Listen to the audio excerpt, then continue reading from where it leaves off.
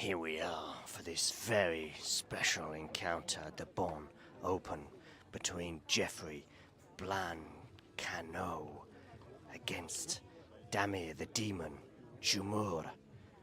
He's very much demonized thus far, showing a bit of frustration after losing the first set. Anyway, the Frenchman to serve, 15-30.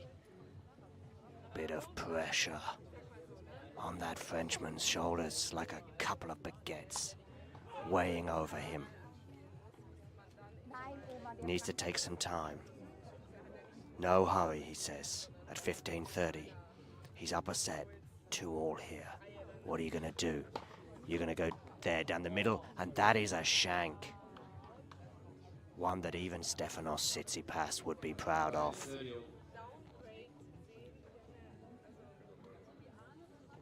Get that towel, mop your brow, return to the baseline where you'll know it's 30-all. Screeches from the other courts.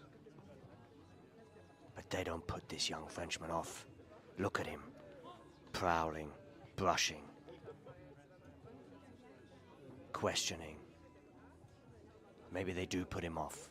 He needs to be focused. It's 30-all, 2-all, tense times here at the Bon Open. Goes out wide with that, comes into the net, does the volley. Does he put it away? No, he doesn't. But he puts that one away, and his opponent, the demon, Damir Jumur, just cannot believe what has happened to him. I'll tell you what's happened. You've been flummoxed, and you've lost the point.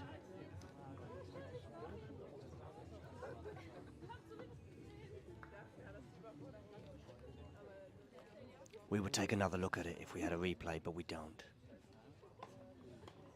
But who knows? You don't even need a replay, it's in our heads. Okay, the Frenchman to serve. I say you're going out wide. You don't, you go down the tee. Clip the net though, so he's going to get another shot at it. Is he going to take my advice and go out wide on this one? Did so successfully on that last time for a serve and volley, even though he'd messed up the volley. Goes down the tee again, does come into the net, does a little drop shot, and you know what? Jumur is like, I can't even be bothered to run that down. And he's going to clean that line. Look at this, he's cleaning the line because he's so annoyed with some funny bounces.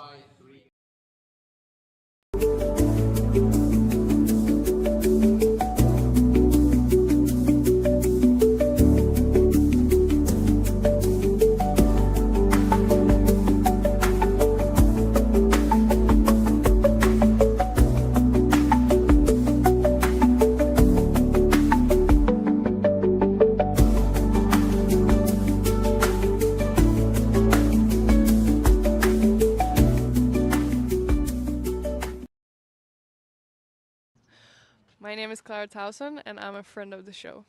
Boom. I am Francisca George, and I'm a friend of the show. Perfect. Hi, my name is Susan Leemans, and I'm a friend of the show.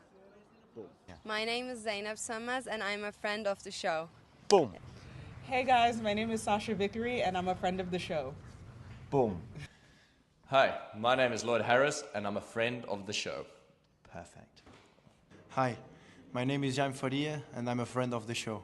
Boom. Yes. Take one, well done. Hi, my name is Jasmine Paolini, and I'm a friend of the show. Wow, Jasmine, you got it in one time. Ready? Play.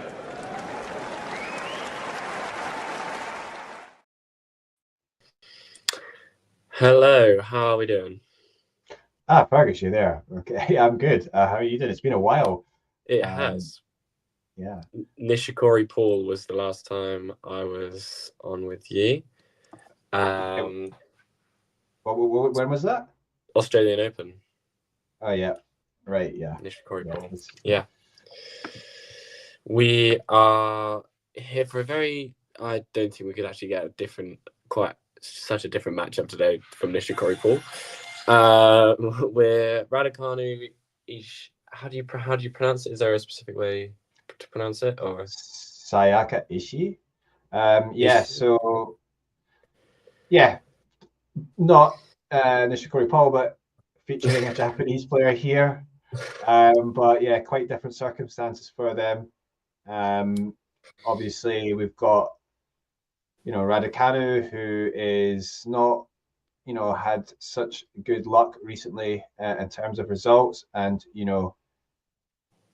this is obviously a big tournament and should be looking to get a victory. I don't think she's had a victory before, actually, at Miami. She was in the second round, though, when she got a bye, but lost that match to Sayaka. But back in 2022, when she was the 11th seed, I remember that. Obviously, not long after. How times have changed. But yeah, on the other side of the net is Sayaka Ishii of Japan, and she's only 19 years of age, and she's obviously got in courtesy of a wild card. Still fairly inexperienced. I mean, she has been doing okay at the ITF level. She just recently got to the semi-finals at a W75 event, and she is inside the top 200. She got to the quarterfinals of Tokyo last year, WTA 500, which was her best result, you'd have to say. Unfortunately for her, she had to withdraw before that quarterfinal match. But yeah, so she clearly has some potential, and from what I've seen of her, she is quite a powerful player. From what you maybe would expect. I mean, in terms of she's maybe not the tallest, but she's not small either, and she's got decent serve, and the forehand I think is the better shot for her. So yeah, it's going to be interesting. Obviously, Raducanu really needs this win more than Ishii does, and for Ishii, it's going to be just a good experience for her, and that might take some pressure off her. And if she can play freely, she could perhaps give Raducanu some trouble. So, what are you thinking about, Emma? Yeah, it's crazy to think. It sounds really strange to think that obviously Ishii's 19 and she's young, and yet there's actually just 3-year gap between Raducanu and Ishii. I mean, Raducanu's still 22. Like, it's crazy to think how she's still so young. I just seen that first rally there, by the way. Sorry? Are you on the same point? I just seen that first rally there. Are you on the same point? I'm in the middle of this rally, so you are probably a bit ahead of me. I see. But I mean, yeah, it's a good first rally. Yeah, Raducanu definitely needs this win just to gain some confidence. I mean, I feel like she just needs to get over the line. She really didn't adapt with the wind in Indian Wells very well, and it was a shame she went out to Uchijima, who really gave Goff a run for her money actually when they played. So yeah, it should be interesting, but I expect Raducanu to come through. Yeah. Nerlan, no, it's obviously not true. You're just trying to get me to bite at your question. Ozan, I am a righty. And hi, Carson, how you doing? I was asking if I prefer the ad or the juice side in the doubles. I'm not that. I don't have much of a preference either way, but yeah, probably the juice side, I guess. But I prefer that's where I play when I play doubles. I'm juice side. I think yeah. So yeah, we saw that obviously that first rally there with Ishii. I mean, she did pretty well actually there, and it was a fairly extended rally, and she did come out on top with the big power there on the forehand, which is the shot I was talking about. But yeah, Raducanu, obviously she can handle. She should be able to handle a player like this. I mean, with Ishii, I think she clearly does have good like weapons, and she's got potential there. But as with a lot of young players, it comes down to sort of consistency. Can you actually, that takes a little bit of time for players up. And also, consistency and experience at this age is so key. Yeah, and for sure. It's crazy to think with just 3 years difference how much different experience these two have. I mean, Raducanu has vast amounts of experience at this point, and Ishii's literally just breaking out onto the tour. So yeah, we'll see when it gets to crunch time in the match how either person holds up, like 4-all in the first or 4-all in the second. Yeah. It should be a good match. See how she's on serve now, and that's what I'm saying, Ishii. So I think you're about 10 seconds ahead of me. Okay. But that's okay. I can slow it down a little bit. Pause it a little bit. Ozan, you always ask me these questions, but what do you make of all the intense criticism goes to British media? I think it's all I could talk about this for days and days. I find it ridiculous. Yeah, I mean, I think she obviously gets a lot of attention, right? But yeah, hugely. Intense criticism, I think it comes more from certain quarters of the media than others, right? But yeah, it gets really bad. I actually wrote an article a while ago, and I wanted to get a couple tweets what people say about her on social media, just for reference. And oh my god, it's just an endless stream of hate comments just on Twitter. You can find so many so easily. It's a bit ridiculous, and it's so unnecessary. And people seem to just spend so much of their time just hating on her because she hasn't lived up after. Obviously, she won big in so early in her career. Literally, it would have been her. She'd won a Grand Slam before she'd won a WTA match, a main draw WTA match, which is absolutely nuts to think. I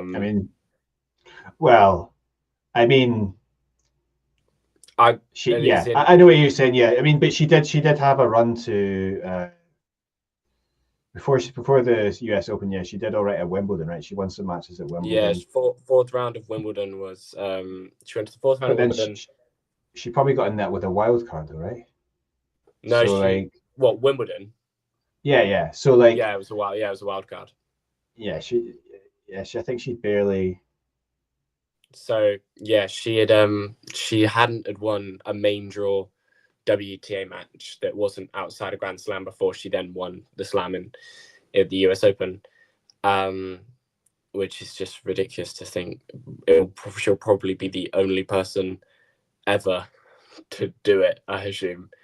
But I think it's too much for her, and it's unnecessary. And then when things just start going even worse, everything just builds up, and then there's just an unnecessary amount of strain on Raducanu, who just simply wants to be able to play tennis. Breakpoint saved by Ishii, but I'm looking at that on the feed in front of me and not the stream. It was a nice 1-2 there, forehand. Yeah, good night. Really nice 1-2. And it's she does have a big game. I assume you say that as she hits a winner, because again, she actually just hit it long there, but obviously she was going big and just got a little bit too carried away there. So it's a break point for Raducanu.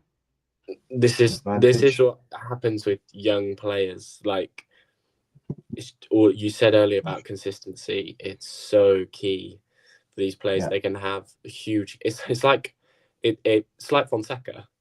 He has such a huge game, a huge game. But it's about consistency. When he played Draper in Indian Wells, that second set unravelled seriously quickly because he lacked consistency. Mm-hmm. Yeah, and I think it's. Yeah, I mean, obviously Raducanu's just got the break there, so yeah, it's obviously, unless you're like a genius player, or you've someone like I mean, look at Mira Andreeva. She's picked things up maybe quicker than most. I guess she started a bit earlier, but like, I mean, it just takes a while for people to sort of find the consistency and just sort of get the decision making right, find the balance right. But then, I mean, I think now that's what you're talking about. Jack Draper, he's finding that now so much. But compared to a couple of years ago, I mean, it's just base level. It's just so much better and so much more solid. And I mean, I'm pretty impressed. I mean, with Draper, I mean, last week with Draper, I mean, that's a huge return from Ishii just immediately going after the second serve, Raducanu. Draper last week, he played some serious tennis, like some really good, but I was more impressed with his consistency of play more than his ability to hit winners from anywhere, which is more like Alcaraz. His base level, his striking from the baseline was just so good. Just solid and not making giving away points easily. It's like his quarterfinal against Shelton, he hit 9 unforced errors in the whole match. That's how tight he was. Like, and Ishii has 3 break points here, and I think it's been an issue for Emma with sort of on serve recently, and it has, especially Indian Wells. She really struggled on serve. Faced a lot of break points. I feel like she has. I mean, good. even in the best, it was a nice, confident bounce back there from Ishii. I think even at the best of times, Emma would sometimes, when she gets ahead of break, she sort of sometimes struggles a little bit to hold on, and she gets there eventually. But this time she just loses. Obviously, we're early in the match here, so. Emma doesn't currently have a coach. She's trialing coaches at the moment. She obviously split from Cavade after the Australian Open, and she's just feeling out some new coaches before she commits to one. Obviously, Emma Raducanu and coaches has been a very big topic of conversation since she won the US Open, because she's had a few. But yeah, she said she's going to take her time with a decision before she jumps into hiring a new coach. 2-1 on serve. Yeah, seems the coaching things always seemed odd to me. I think, if anything, she needs stability. Yeah, absolutely. And that's been severely lacking. And unfortunately, I feel like she had stability with Cavade, and it wasn't. It's not like she got. It's not like she got rid of Cavade, but Cavade split because of medical issues and wanted to spend more time with his family.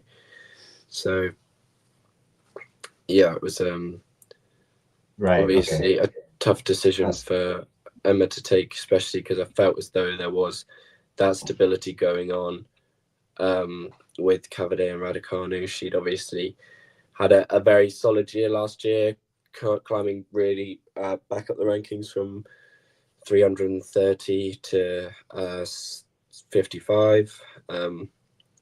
So, but we'll see who she picks next.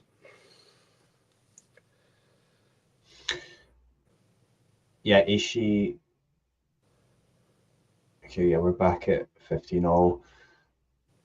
Yeah, so Ishii, I mean, it was the very first point in the match. It was the Raducanu first point in that game there that Raducanu won. She just going a bit too big on the forehand, but that's going to be a key shot in terms of she can find her range. I mean, that's superb there again. As you're about to see the 30-15 point.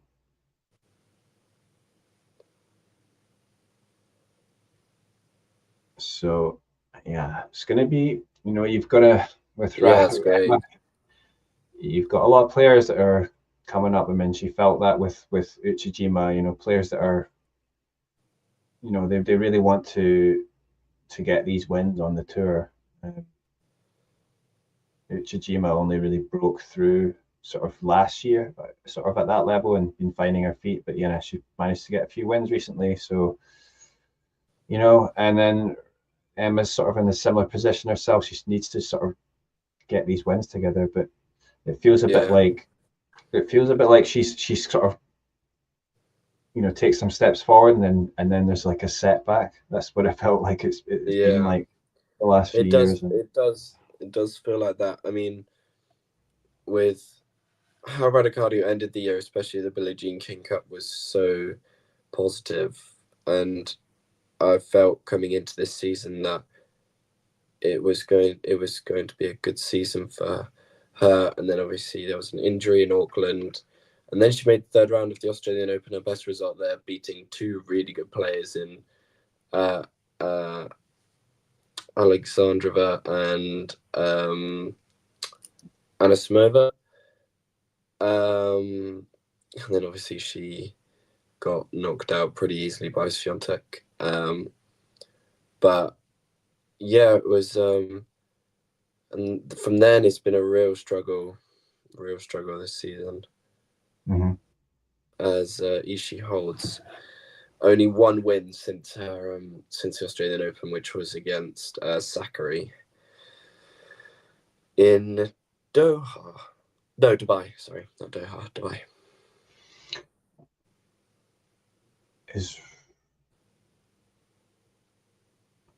No, that's asking, is Radu the most athletic WT player right now? I think there's quite a few players that would. Most athletic player in the WTA right now. I mean, I was thinking. I mean, Coco. Yeah, I think it's quite hard to look past Swiatek as just a pure athlete. Yeah, she's good as well. Her movement around the court and her strength off the ground. I guess you could say Andreeva. Obviously, she's on a 12-match win streak at the moment, and she just looks like she could beat pretty much anyone. So yeah, and I think that's been noticeable as well. Like, I mean, obviously she's still not even 18, so she was still like developing, like physically. Yes, it's probably still got more to go, but like you can see now, like she looks like a proper athlete. Yeah, it's crazy to think she's not even an adult. She can't legally vote, and she's right at the top of women's tennis in the world, which is just nuts to think. What aspect of the game needs to most improvement in order to challenge herself?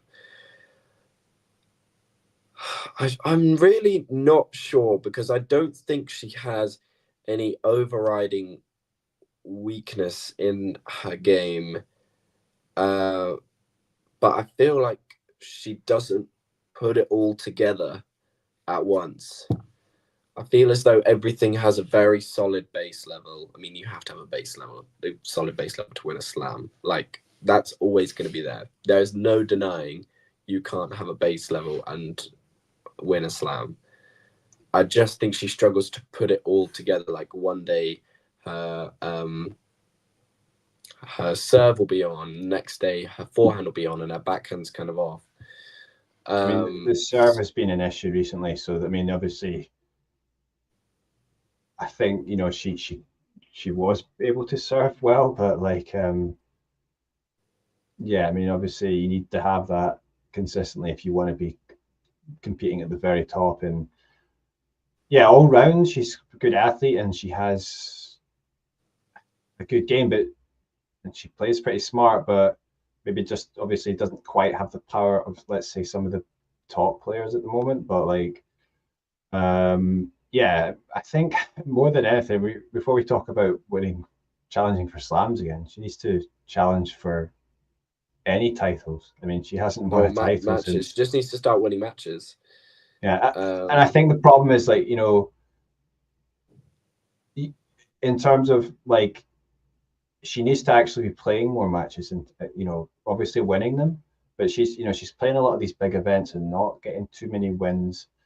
And you know, it might come at some point, but you do wonder whether she should be playing more, at least 250s, to sort of get those under her belt. And like, you know, just winning and playing it obviously helps with sharpness, but then, you know, the confidence as well. If you manage to win a 250, I mean, I'm sure she's feeling much better about herself. Yeah. And exactly. I guess there's also sort of pressure on her. It's like you know, tournaments are giving her wild cards, but I mean, there's probably people around her as well saying, you know, they want her to play these big tournaments, but yeah. I think this part of the season was as in February, as obviously she gets into Indian Wells and Miami easily by main draw ranking. I mean, like, there's no issues about that. She's not going to pull out of Miami and Indian Wells because she wants to focus on something else. Like, she's not going to do that. Obviously, these are the two of the biggest tournaments of the year. But in March, especially, she's very favorable. She's very she's loved in that part of the world, and these wild cards that they're giving her. Again, if you go on Twitter, I mean, it just, there's a lot of talk about whether she deserves the wild cards and stuff like that. But I think she's playing a lot more than she was last year, which is good. But then when she was playing last year, she was winning matches. She played less, but she won more than this year. She's played a lot more tournaments already compared to last year in March, and but she just hasn't won as much, unfortunately. Just 4 wins this year, 3 wins this year, sorry. So yeah. Oh yeah, again, Ishii's forehand into play, but then it ends with an error going long again. But there's no doubt when she's able to keep that in, she's causing a lot of problems. Yeah. But, you know, and I feel as though Raducanu will know this strength. She'll be able to see what Ishii's doing. But if she can almost ride out the storm, I feel like she knows that the error will come. I haven't seen Ishii be able to grind out a long point yet and force the error from Raducanu in a long point instead of playing big off the return and cutting the point short as possible. Oh, rough draw. Well, yeah, someone commenting who's winning. We've got the score there on the screen. So yeah.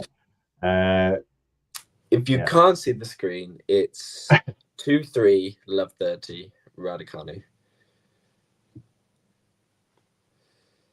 So yeah, Raducanu with a chance to break. I'm gonna see what's about to happen because Eddie's obviously seen it. And yeah, that was the nice forehand cross court there from Ishii, but then Emma takes it down the line, and that was a really sweet shot. As you said, I was literally watching it bang on as you said it. Just like really nice cross court forehand, hit the cross court forehand, and then Emma unleashes down the line, and it's really nice. 3 break points for Raducanu for 4-2 in this first set. Yeah, and it's not always bad for Emma to sort of have that pace with her, because she can sort of, she's also able to, you know, redirect her, you know, counter punch a bit, and you know, she's anticipates pretty well. So, and I don't think she's sort of, you know, she's hitting well, but it's not like there's like too much unpredictable there. So, yeah, I think she does get the break, and it's 4-2 as Ishii goes long off the forehand. And again, I'm just going to go back, as in on those points, Ishii is just going long. She's just missing, and she's not quite getting there. Yeah. She's on top in the point, and then the error comes when she feels like she's about to win the point, which is unfortunate for her. She has a strong backhand as well. She's not. It's not like it's a huge weakness for her. But again, there's just errors are coming off the Ishii racket too much at the moment.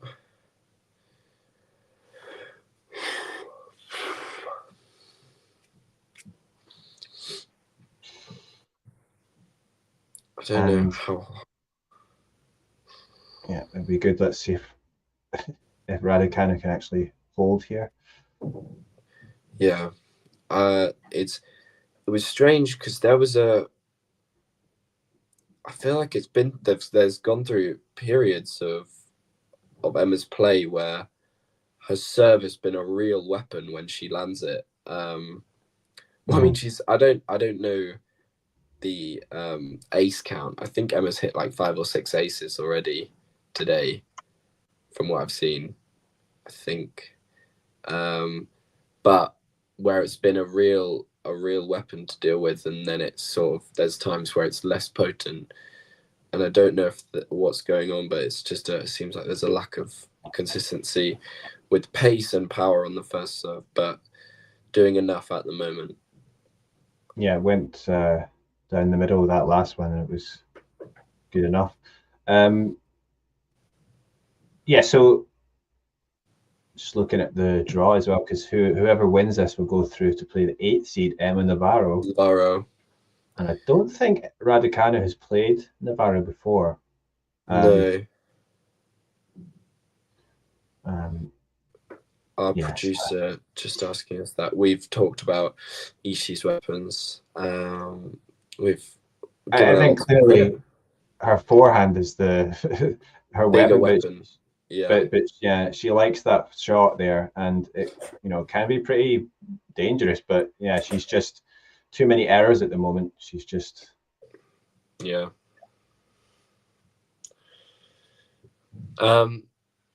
whoever comes through this match, I think it'll be good. Navarro, she won in Merida, the 500 in Merida, but I wouldn't say she's been in compared to last year, I wouldn't say she's been in sparkling form. So I think there's got to be also some confidence taken from the fact they've already played a match on these sorts of courts, and it'll be a good match, especially with Navarro, someone who can really turn it up when needed, but also can sometimes produce errors that make matches closer than they need to be. So we'll see, but we'll just focus on this one match at a time, as Raducanu holds for 5-2 in this first set.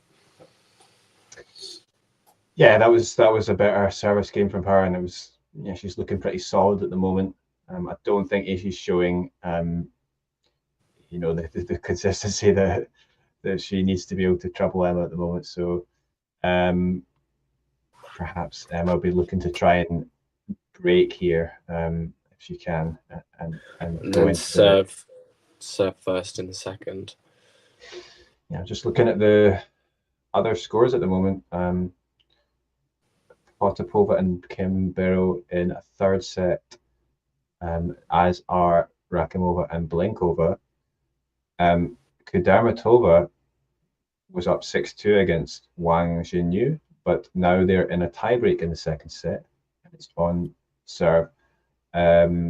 So perhaps Wang can pull it out and push it out to a third set.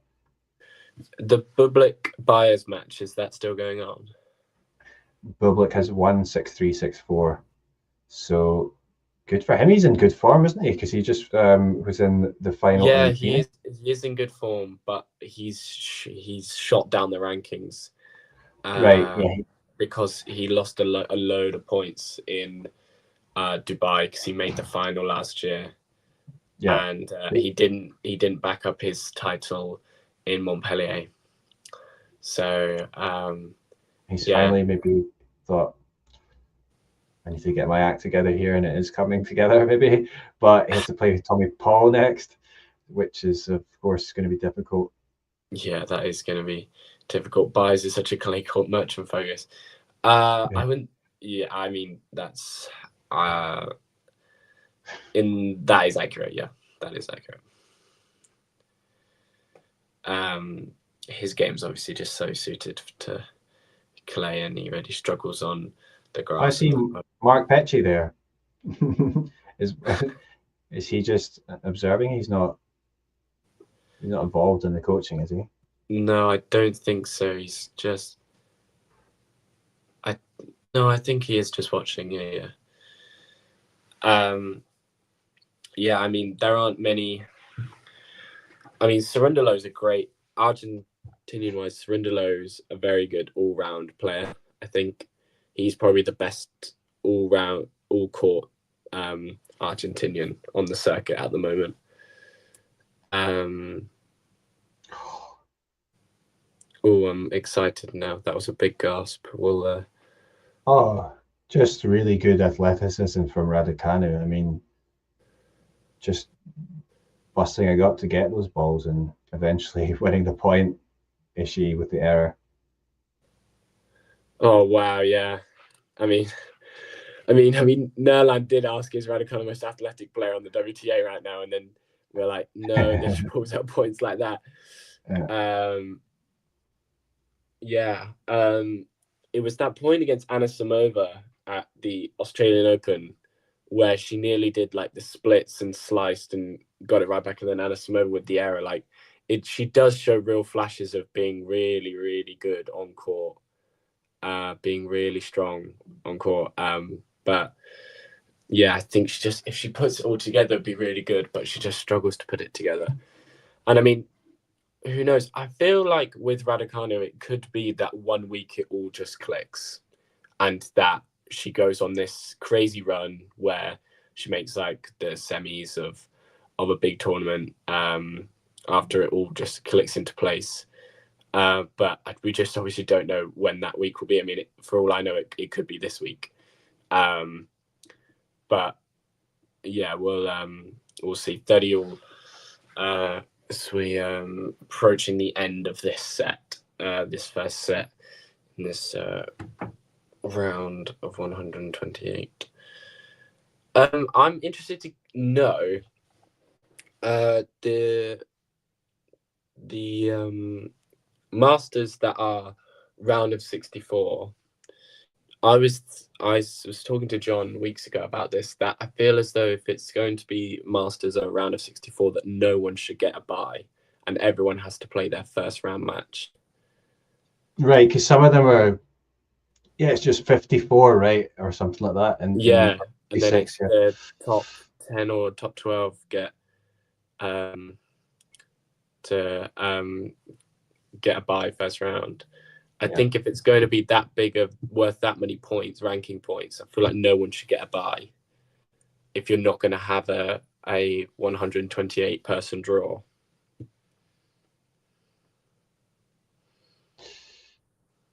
Yeah, I mean, but we just got the set point there for Raducanu, and she takes the first set 6-2, and she's got to be happy with that, I think. She does. Very solid from Raducanu. Ishii, I mean, she started off pretty well, but it's sort of the errors started to come in a bit too much, and probably feeling the pressure, like I've got to go big here against a player like this. But Oh, she's got the physio out, or Ishii, or yeah, something. Ishii's got the physio out. Looks like it, or the doctor. Just something wrong with her hand. I don't have. I think she's looking for. It looks like a plaster, I believe. Yeah. Sean, Emma will. If Emma does win, she will play another Emma in Emma Navarro. Yeah. Oh, what was it? I've lost my train of thought. Yeah. So just looking at the stats, 3 aces, 7, both actually serving high first serve percentage, 70 and 83. Ishii just 12 unforced errors to Raducanu 6. It's not. And then total points 127 to 17. Just got away from her. I mean, when she broke back for 2-1 and then it was 2-2 in the first set, it looked like it could have gone a bit deeper than it actually did. But in the end, Raducanu's quality just a bit too much. I don't know if Ishii, because I don't have my sound up, I don't know whether Ishii's taken a medical timeout or what's going on, but we'll see. Yeah, I could actually. Ozan, the top 8 get a bye, I believe, in Monte Carlo. I believe, if our producer could confirm that, I think it's the top 8, and then there's everyone else has to play first round.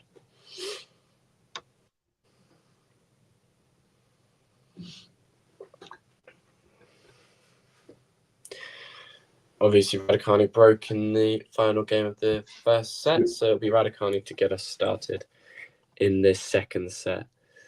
Very solid from Emma so far. I just hope that Shechi has an easy match for once, because she hasn't actually won a 3-setter this year so far. She's only won in straight sets, and that's a perfect way to start. I mean, ace wide is pretty good. Yeah, for Ishii, well, I don't know. It's going to be difficult to find a way back now, I think. I mean, probably in that first set, after she'd broken back, she would have wanted to keep up the pressure a little bit and maybe, obviously, not make those errors and maybe make Raducanu a bit nervous. But that moment's gone now, and she's going to try and hope to get a good start here, but I think it's going to be difficult. And for Raducanu, she'll be really, obviously happy to get through this one. She hasn't won at Miami before. She hasn't won a match, so she can get one. Which is crazy to think, but yeah. But Navarro is. I mean, could be an interesting match. I actually think that'd be a very interesting matchup, Navarro versus Raducanu. We've never. I can't recall them ever playing before. So we'll see what that entails. But obviously, Raducanu needs to get over the line first. Again, Ishii with such a good return right on the baseline. Raducanu did really well to neutralize it, but then she just pushes it long.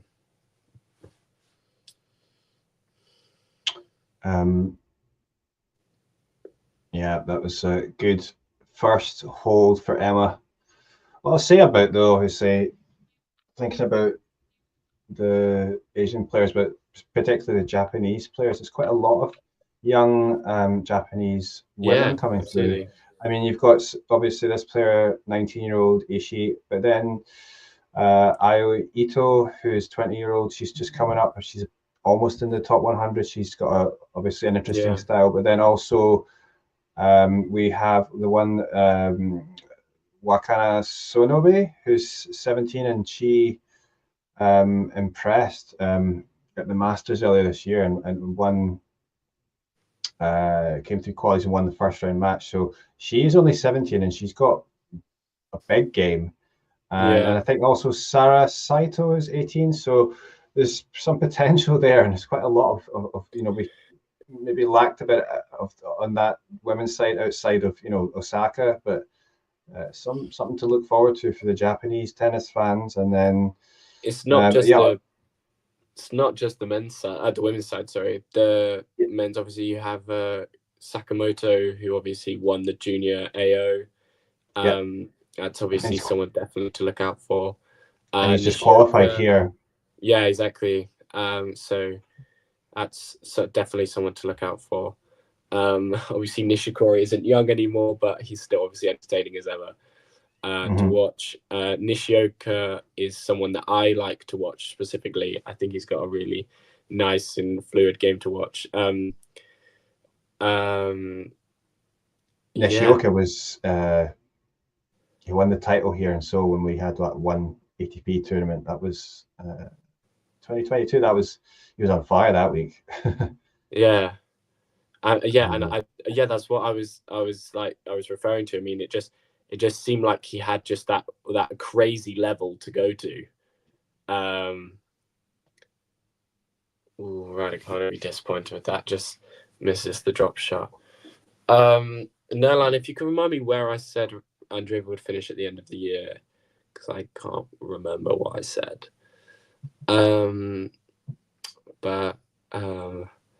Yeah.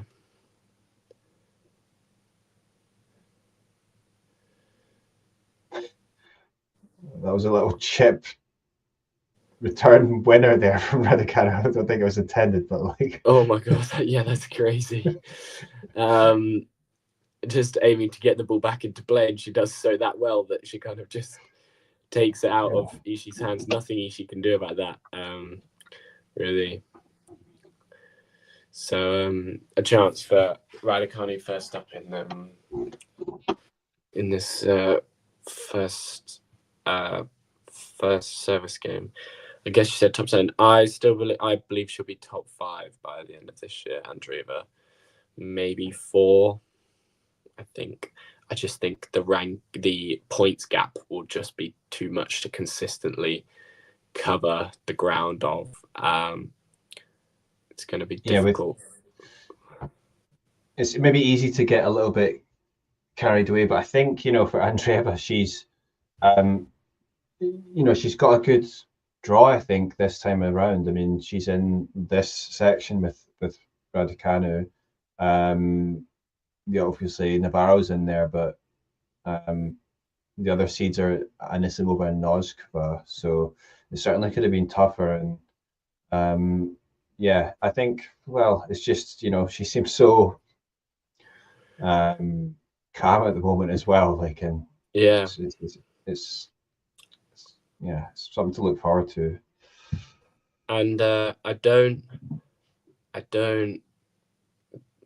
obviously it's going to be the conditions here are starkly different to Indian Wells. Obviously very bouncy in Indian Wells, very slow, and the conditions here in Miami are faster and lower bouncing. So we'll obviously see how Andreeva does, whether she's going to run out of gas eventually. I mean, she's now on a 12-match win streak and has won back-to-back Masters. Whether she's going to run out of steam after a match or two is yet to be seen. But yeah, I mean, her draw here is fantastic, but I just think she might just run out of gas in the tank. Yeah. And that's too good from Raducanu, and she breaks immediately in this second set, and it's 6-2 love. Return winner. And I think, Ishii has run out of ideas here, but it's going to be difficult to find a way back now for sure. But yeah, I mean, you're talking about players that whether they deserve a wild card. I mean, these players are getting. I'm assuming she's getting it because she's probably from IMG as well, right? I mean, that's what they get, all these wild cards, right? We've got a lot of players getting. But obviously, it's nice for the young players to be able to get the opportunities. Yeah. But I think Alex Yala's got a wild card, but she's had a lot of wild cards to, the IMG events like Madrid and so on. And something talking about wildcards, obviously Venus Williams turned down a wildcard for Indian Wells, but she's here. She's at Miami, and she was seen hitting in Miami. Oh yeah. So I don't know what that's about, but well, she did say that she was still sort of, she had been practicing and so on, but yeah, I mean, but there was no announcement of a wild card. I don't think she plans to play, but she is in the grounds, and she was seen hitting with, I don't know who she was hitting with, but yeah, someone was videoing from afar, being like, "That's Venus Williams." Obviously, her backhand's very iconic, quite hard to miss. Yeah, Venus. That's. I mean, she's 44 though. I mean, it's kind of. It's just crazy. I mean, it was like they said on social media, they posted the top 10 when Venus Williams first entered the top 10, and it was like Davenport, Graf, like names of people from years ago. And you have to remember, oh yeah, she's that sort of, has how long she's been playing on the tour. Would you be shocked if Jack Draper wins Wimbledon this year? I would be shocked, but I think he has. I mean, he's a very, very good grass court player. He now has a better grasp on the pressures of being British number one, and go on. I was going to say, I don't know if I would be that shocked, which is crazy for me to say that now, because I just like just how much he's come on the last, even just like the last 6 months or so, but like, yeah, last few months, and obviously winning the title, Indian Wells. Yeah, like you said, like grass does suit him much more, but I mean, obviously Alcaraz, he's going to be a big favorite there, but he's having to defend his title again from last year. His form, I mean, I guess you can find again, probably will find it again during the clay season, but like, it's not been great for a while. So if he doesn't, if he doesn't quite match it this time, it wouldn't be the biggest shock to me. I suppose that would be, it would require some things maybe to go his way, Draper, for him to win Wimbledon. But with Sinner, he's going to come back. We don't necessarily know that he's going to hit the ground running. Probably will, but I don't think Wimbledon's not the grass isn't. He's not quite his best surface. So, and then Djokovic, well, it doesn't seem like he's getting better at the moment, right? So there might be a chance for Draper to actually. I'm gonna say, Draper's gonna make the final of Wimbledon. Okay, and he's gonna lose if the draw's right. Obviously, I don't know what his ranking will become Wimbledon. Whether the crazy thing is that Draper has 160 points to defend till Stuttgart in June, which is like nothing. Wow. Just look at this point play out. Oh, unlucky there from Raducanu. She hustled so well. Of course, we have to remember as well, Draper has beaten Alcaraz twice, and one of those was on grass as well. Yeah. So Draper has no points to defend here. Monte Carlo, Madrid, Rome. He has a few to defend in Munich. None at Roland Garros. And then obviously grass comes around and he has a few to defend. Obviously won the title in Stuttgart, made the quarterfinals of Queens and the second round of Wimbledon, but still that's not like a huge amount of points to defend. But yeah, so I don't know what his rank will be, but I reckon he makes the Wimbledon final this year. And whether he wins I'm not going to make that cool, yeah, because I will go nuts if he wins Wimbledon. At least a Wimbledon run would be sort of expected at this point. I mean, I think because he had that, he hasn't really sort of grabbed the attention yet of the British public, which is really frustrating for me. That I think maybe if he does make a semi-final run to Wimbledon or even the final, then people will get captured the imagination of Draper will catch the eye of the British public. But I mean, winning it's not close. I mean, arguably the 5th biggest tournament in tennis, winning it, and it hasn't really captured like a huge amount of.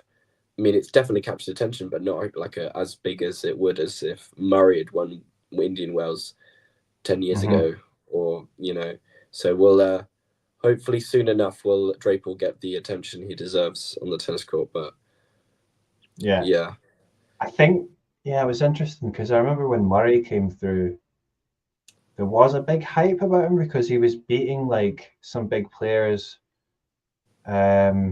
When he was like 18 or so at Wimbledon, because he had those. All right, I think what was it? He took like Nalbandian to 5, and then he ended up beating Roddick as well when he's pretty young. So there was a sort of hype there. Well, it was that. I think it was that very famous match of Murray beating Gasquet in 07 or 06 at Wimbledon after being 2 sets to love down, and then him winning 3-2 against Gasquet, and like it was just crazy the way he played, and that sort of like got things going. But yeah, I do agree. Draper does have all the tools to win Wimbledon, especially with his base level and his serve. That the way it's skids and his slice that he uses on his serve. I mean, the swing that he gets down the tee is pretty crazy. So especially on grass when it's a lot faster. And it's 4-love Raducanu in this second set. Raducanu really letting go now. Yes, producer, I will do that as long as Eddie's up for that. He's curious to no problem. Self-aware athlete you've ever seen. I mean, we could talk about curious all day.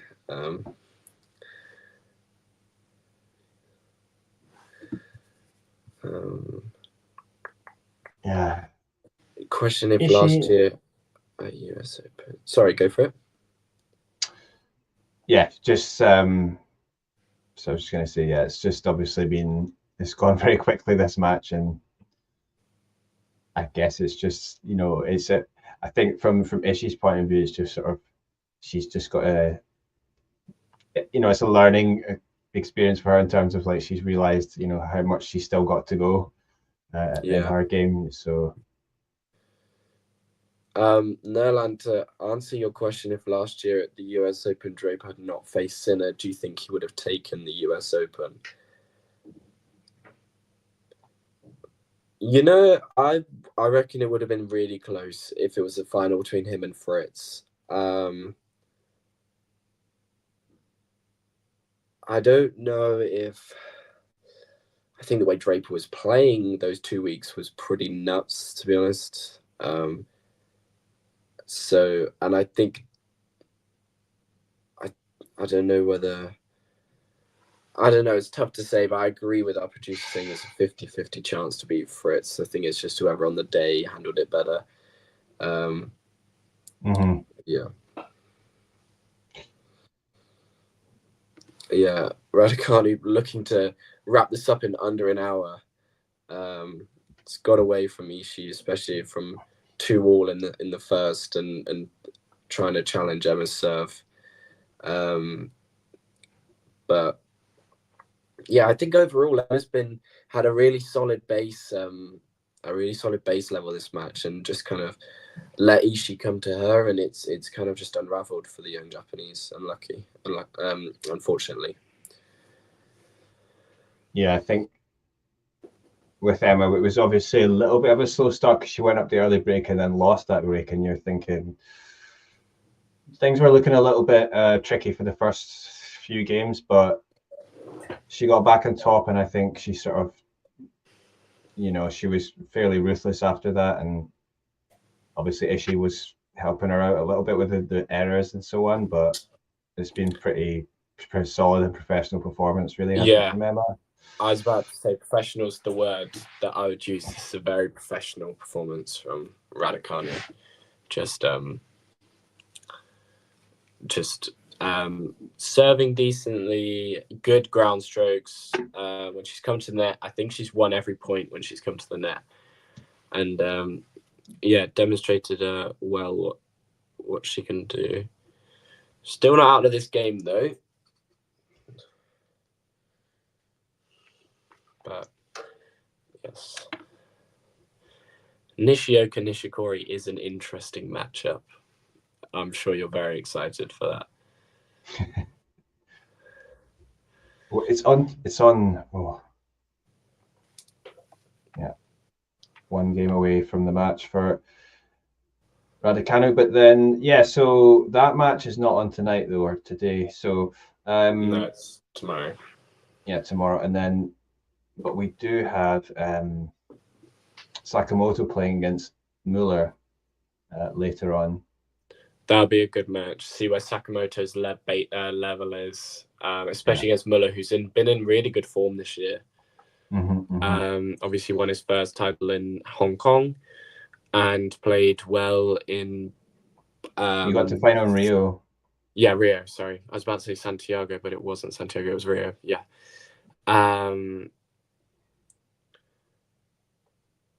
Yeah, it's crazy. I mean, yeah, it is actually. But obviously, Nishikori was obviously on and off the tour for the last 3-4 years, which is really when Nishioka kind of came through, wasn't it? So, we'll see what that brings us. I'll be talking to Eddie about that match just after this one's finished. Raducanu just one game away at the moment. Such a needed result and a convincing result. I don't. How many points do you get? Do you know how many points you get? How many points do you get to be in the second round? Actually, probably tells me 20 points. Oh wait, hang on. Oh, women's sing. Okay, no, actually, so it's 35. Oh, 35. Okay. So yeah, for 10 if you lose the first round, but 35 to get to the second round. So, not bad, I suppose. But yeah, I mean, yeah. You're talking about Emma coming forward. She just did it again there, and that was really nicely done. Yeah, really nicely done. Yeah. Yeah, the points I'm distribution. just predicting the future at this point. Did you already? No, we're going to discuss after this match is finished, which it doesn't look like it's going to be too far away now.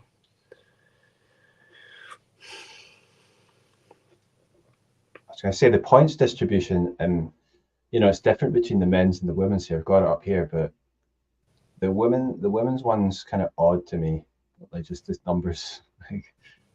Whereas the men's ones, they have like nice rounded numbers. It's like 10, 50, 100, 200. No, I know what you mean. It is a bit strange. Whereas in the women's, it's like 120, 215. It's just, one thing I would like, is if sometimes I would wish WTA and ATP was just sort of under one body, because it would be under one umbrella. Yeah, it would make a lot more sense.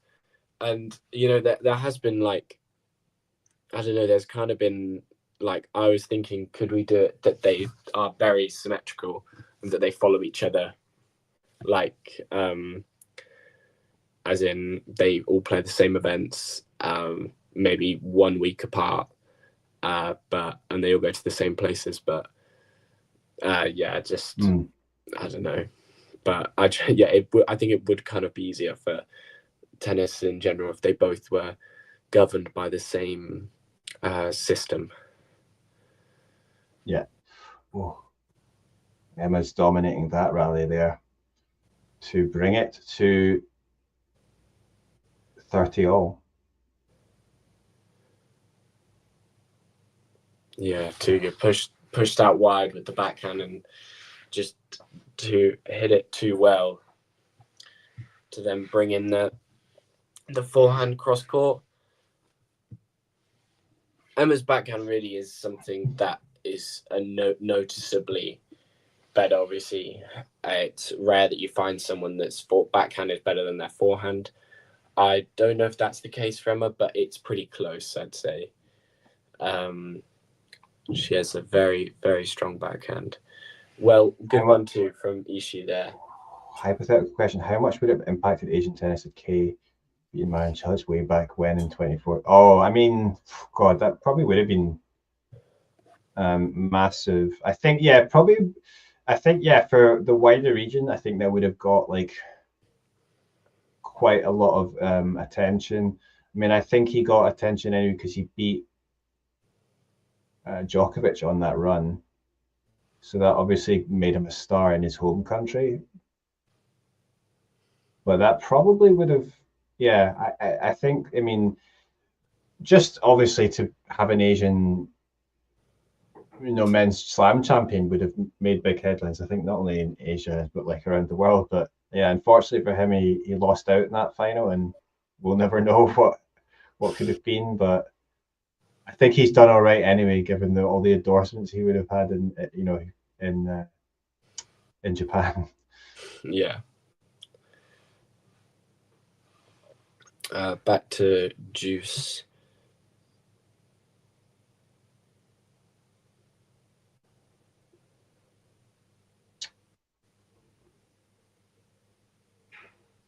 Good forehand there from Ishii, running around.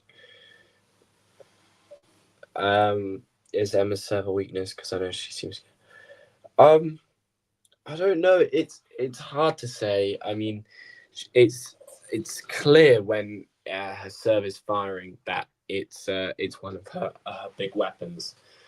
But it seems that her second serve is something that's been worked on a lot, and it's something that at the start of this season was definitely something that was an issue, but now it seems as though she's kind of fixed that issue a lot. I mean, the start of the season there was a lot of double faulting, and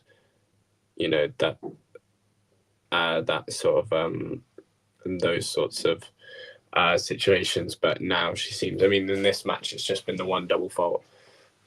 So yeah, Ishii comes through, and it's 5-1 in this second set with Emma serving to for a place in round 2 against Emma Navarro. I'm sure she would have loved to have closed it out with a bagel, but she can't have everything. So 5-1 second set.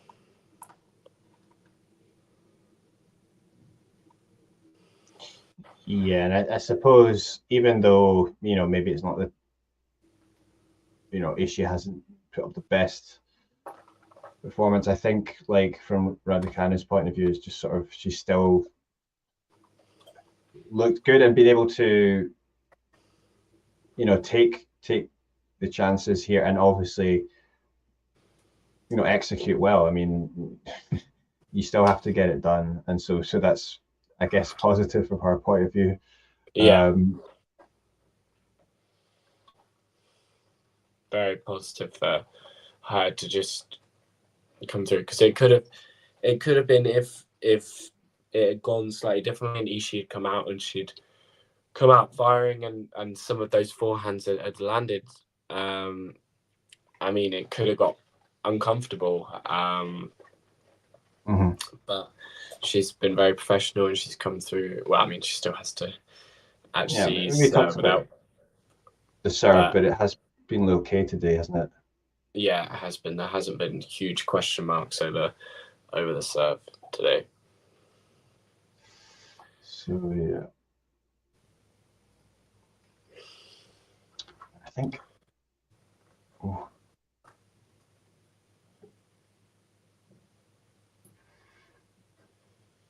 Yeah, so she'll go through and then she'll have to play Emma Navarro, but perhaps she can play without too much pressure, and now she's got a win here.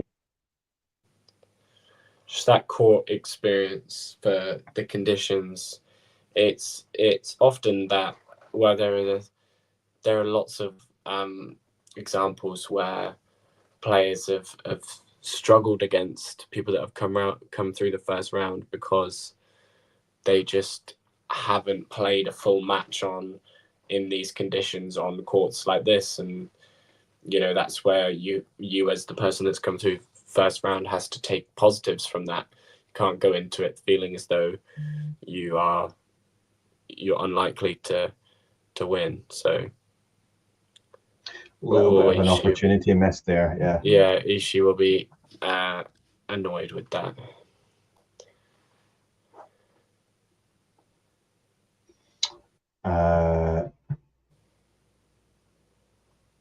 I just clocked to say this that only Michael Chang is the only player of Asian descent to have ever won a men's singles Grand Slam. Actually, I'm gonna throw something out there that you might not realize, but if you're gonna get technical about it, Agassi is actually of Asian descent because he's isn't he? He's Armenian. Although I guess Armenia is considered Europe to some. So we're getting technical about it now. Well, he's because you said descent. So Asian descent, yeah. But I mean, yeah, he's still American. So yeah, I mean Chang's still American as well. So yeah, exactly. After just under an hour and 5 minutes, it's match point for Raducanu, 6-2, 5-1.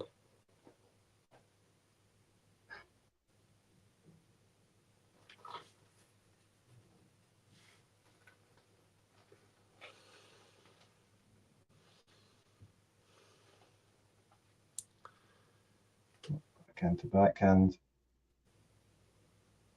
And it goes long from Ishii, and that means Raducanu gets it done 6-2, 6-1. And yeah, something that she really did need, but like Ishii looks unhappy. She was shaking her head there. So that's good, isn't it? I suppose in a way, because she feels that she could do better, and you want to, she's got a good attitude in terms of like she's got that competitive edge, I think. So maybe we'll be seeing more of her in the future. But yeah, we maybe didn't see her best today. She doesn't maybe have quite the experience, obviously, at this level and the consistency. Yeah, but it's definitely something to look out for. I mean, Ishii definitely didn't play her best tennis today, but she obviously has that level. Her forehand's definitely a big weapon that she can use in the future. And obviously, she's very inexperienced at this level, so she's just getting started. So yeah, but very solid from Emma, very professional. Gets it done pretty cheaply. Yeah. So we're just gonna before we end the stream, we are gonna just give you. I'm just gonna give a little preview of Nishioka and Nishikori from Eddie's perspective. So obviously it's an all Japanese matchup. So how do you think it's going to go? Which way is it going to end up going? Yeah, interesting one because, yeah, obviously I think they're the Japanese number 1 and 2 at the moment, right, on the men's side. So, yes, I don't know where Daniel's ranked. I think Daniel's a bit lower. Yeah, so they, yeah, I mean, strangely, they've only played each other once before, which was, I think, back in 2019, and I think Nishioka actually won that match.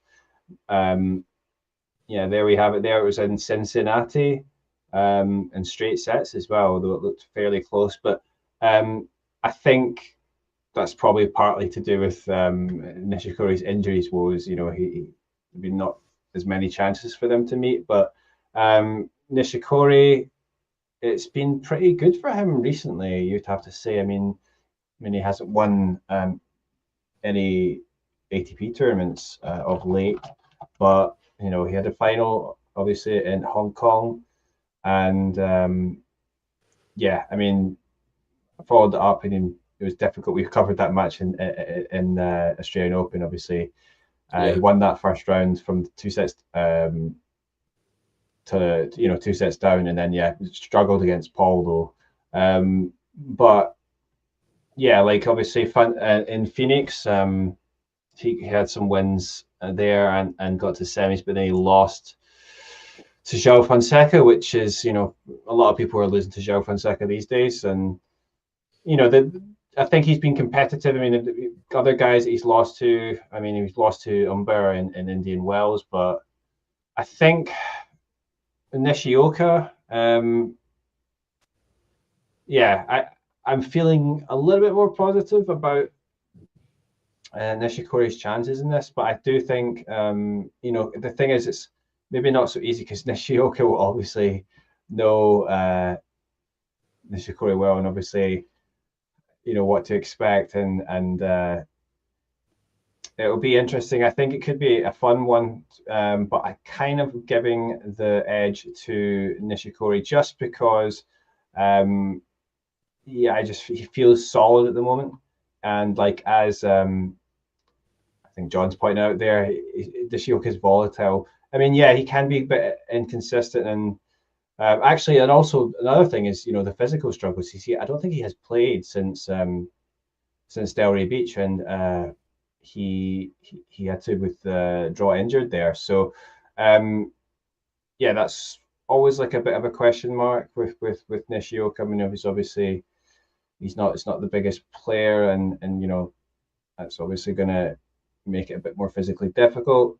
Yeah, he's had a few of these in recent tournaments and recent months. So Nishikori, I think he's in a good spot at the moment, and I fancy, you know, the conditions as well. I think, you know, he can do well here. I think, has he not been based Nishikori out of Florida, right? Yes, I believe so. I think yeah, so. So yeah, that's right, IMG and all that as well. So yeah, think it's going to suit him, and I'm expecting him to possibly come through. But I think actually he's going to do it in straight sets. But let's see how it goes. Yeah. Straight sets. I think that's fair enough. I think Nishikori's just probably got that high level to go to, especially over 3 sets. Obviously, maybe in a 5-setter it'd be a different sort of story, but I think over 3 sets, Nishikori will get this done. But yeah, thank you very much, Eddie. That was very good. I think we are going to leave it there. Is it 2 a.m. for you at the moment? Yeah, just after 2 a.m. So yeah, we will let Eddie go to bed. Thank you very much, everyone, for joining us. I don't know if the producer's going to end the stream, or you're very welcome, Ozan. I will see you very soon. I don't know whether the producer's going to end the stream. Yeah, or thanks for tuning in on Talking Tennis and on Tennis Asia TV. It's absolutely very nice to have this opportunity, and yeah, maybe see you again soon for a match in Miami. Absolutely. If you enjoyed this video, make sure you hit that like button. Don't forget to subscribe and click that notification bell so you don't miss out on all things tennis.